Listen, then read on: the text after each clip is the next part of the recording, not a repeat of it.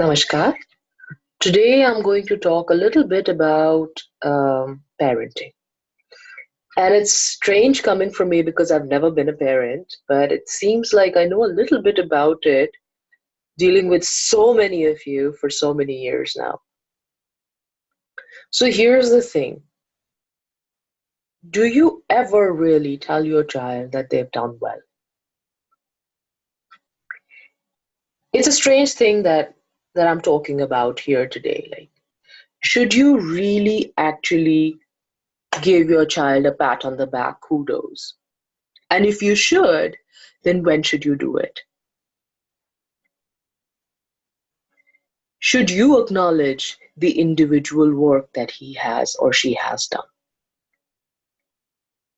So a child went to school, got 80% in mathematics. What are we supposed to say? Are we supposed to say, well done?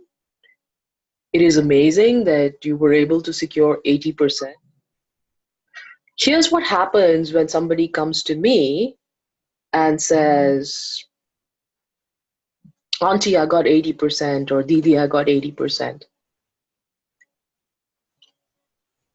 What I ask them is, what happened to the rest of the 20 to begin with, right? If you're so proud of your personal effort or your um, work, then why haven't you achieved 100%? That's the first thing. If you're so proud of what you are doing, then why are we acknowledging 80? Is it okay if you give birth to an 80% child? No legs? Mythologically, when that happened, that child never forgave the mother. It happened in the case of the mythological character who plays Surya's Sarthi, or the charioteer of Surya, Aruna. Aruna was the son of Rishi Kashyap and Vinata. Vinata was the daughter of Daksh. So Daksh had two daughters, Vinata and Kadru, and both of them were married to Kashyap Rishi. And Kashyap Rishi and Kadru, they had, that is the sister of Vinata, Kadru, and Kashyap Rishi, both were married to the same guy, Kashyap Rishi. And Kadru and Kashyap Rishi had 1,000 progenies, or 1,000 children. Hmm?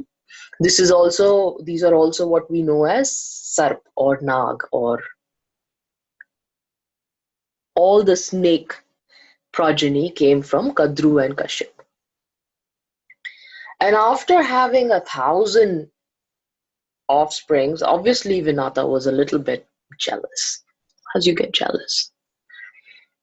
And she asked for a boon from her husband. Kashyap Rishi was a great rishi, and Vinata prayed to her husband and said, I also want to experience motherhood. And I want two children who would be bigger and better than Kadru's 1,000 children. So Kashyap Rishi granted that wish. He loved both his wives. And Vinata, in good time, gave birth to two eggs.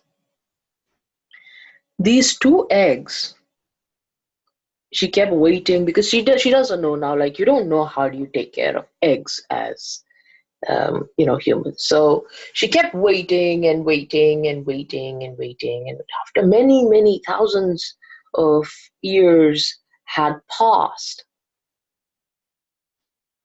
she got impatient. She's like, she sees Kadru's children growing up, and Kadru's children taking care of Kadru, but now Vinata has nothing. Like, she doesn't have. She has these two eggs. So after 1,000 years have passed, she gets impatient. And in her impatience, she thinks that let me just poke a hole in one of the eggs. Yeah. And she pokes a hole in one of the eggs. And out comes Aruna. It's a very beautiful, beautiful bird, like beautiful bird with big span of wings and no legs. That's what happens when you get 80% baby, no legs. And that child, it seems like, never ever forgave his mother for doing that to him, for making him come out immature or 80%. So mythology tells us that a child will never forgive the mother if the mother does 80% work, right? Of course, the second egg, she took her time and she didn't disturb it. And when it hatched, came out Garuda, the vehicle that we see Lord Vishnu ride on.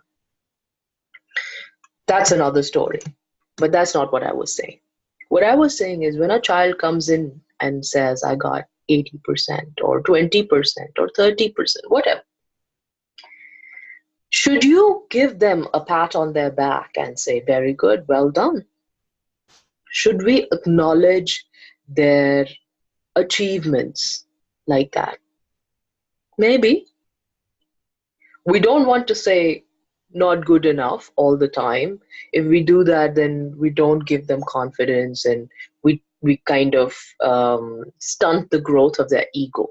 But should we really say well done? And if we should say well done, how should we say well done? What should it constitute of? How should we bring these children up? Well, the reason why we shouldn't say well done is because the world is not going to tell them well done when they do something half baked.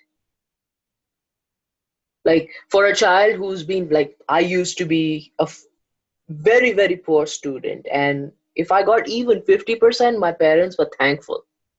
Array, thank God she's got 50%, right? Well done, beta. Well done. What that does is it reiterates this message in the child's head that it's okay. I've done well, no matter what I've done. Nobody's pointing out that you've not done so much. Very important. Please point out what happened to that 20%, 40%, 50% that you didn't get. Where did it get lost? Why is your work not 100%?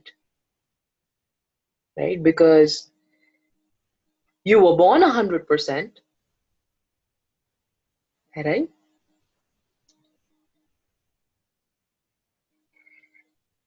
The other thing is the world is not going to acknowledge it. Every time they come back and they do some work, the world is not going to acknowledge it. So if they get used to being motivated with these kudos that you're giving them today, then tomorrow when they go out and they start working, they'll be depressed. They will not like it. They will be unable to sustain jobs or relationships because nobody tells you well done. How many times in your grown-up life have you heard well done? Right? It's a luxury of childhood. Well done.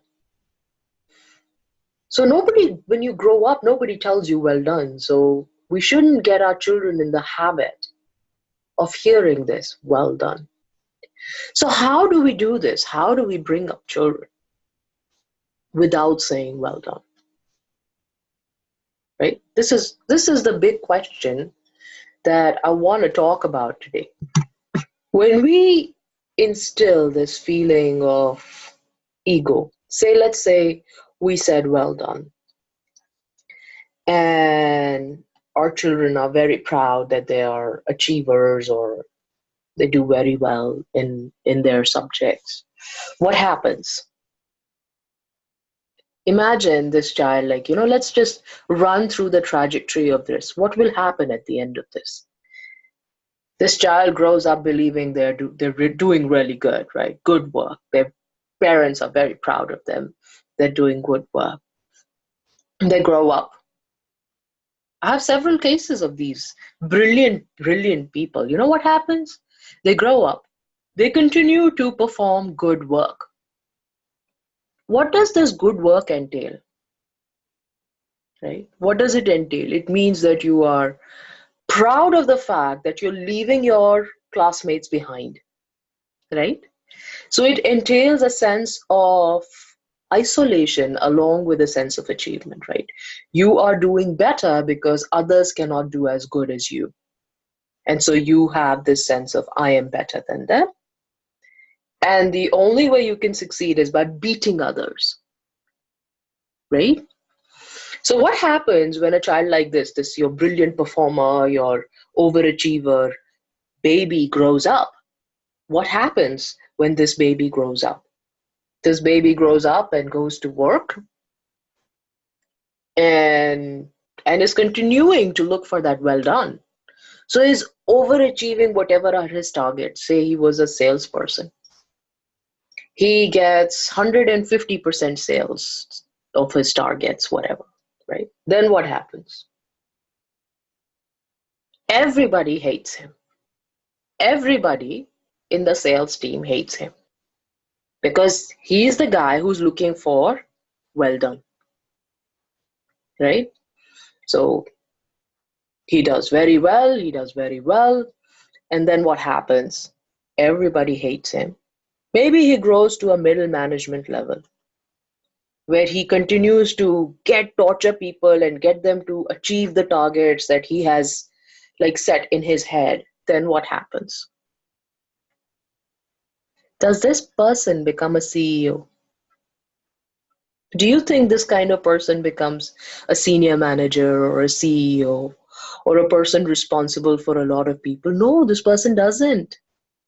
I spent many years in management. I can guarantee you this kind of person will not make it.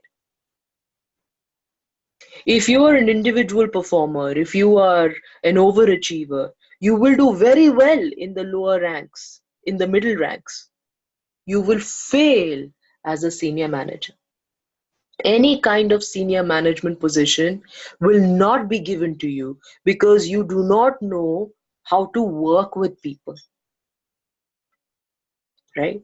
So your brilliant child who used to get in his 80s and 90s, used to top the class, is suddenly struggling to find that kind of recognition in the corporate world, right? If this kind of person becomes an entrepreneur, I'm not saying that all of us will go and work for somebody else. If this kind of person becomes an entrepreneur, this person will be a stand-alone team. He will be or she will be unable to find people to work with him. Nobody would want to work with him or her. Yeah, that's what happens when you say, well done, good job. Today, when you're bringing up your children. So far, we've seen the demerits of recognizing individual success or child's personal success. So when you say, well done, good work, hard work, very good, um, two things. One, the society is not going to give this kind of feedback to the child. So the child will get depressed and not be able to do as well as they grow up. Two, even if they continue to overachieve, over a period of time, what we've done is we've created the kind of person who doesn't know how to include, for whom the focus of perfection is too great, that they don't want to compromise, even if it means climbing on relationships, right? So this kind of individual will not succeed in life, will not succeed in the bigger scheme of things. So what should we do? How should we bring these children up? Should we not praise them? Maybe, perhaps, that is a better way to go. Perhaps saying, where did you lose the 20% is a better way to go. Because that helps them humble up a little. You need to be humble. In life, you need to be humble. In life, you need to be inclusive. In life, you need to be grounded. These are very important traits for a life lived well. And if today we put them on cloud nine, it'll be very hard to drag them down tomorrow.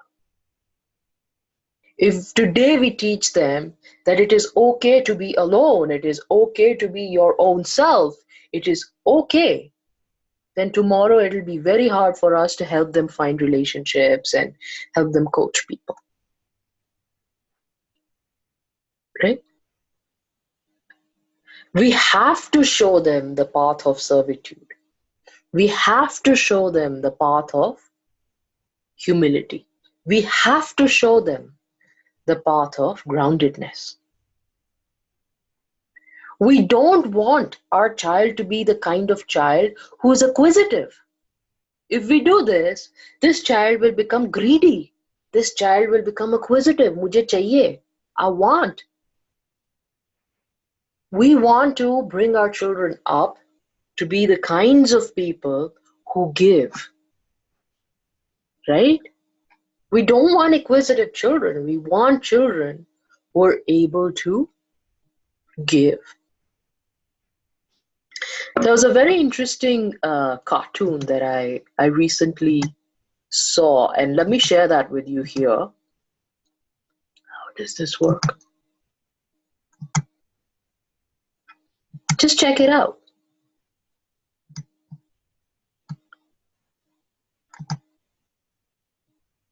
Here's one mother telling her, if you don't study, you'll end up like him. And here's another telling the child, if you study, you'll be able to build a better world for him.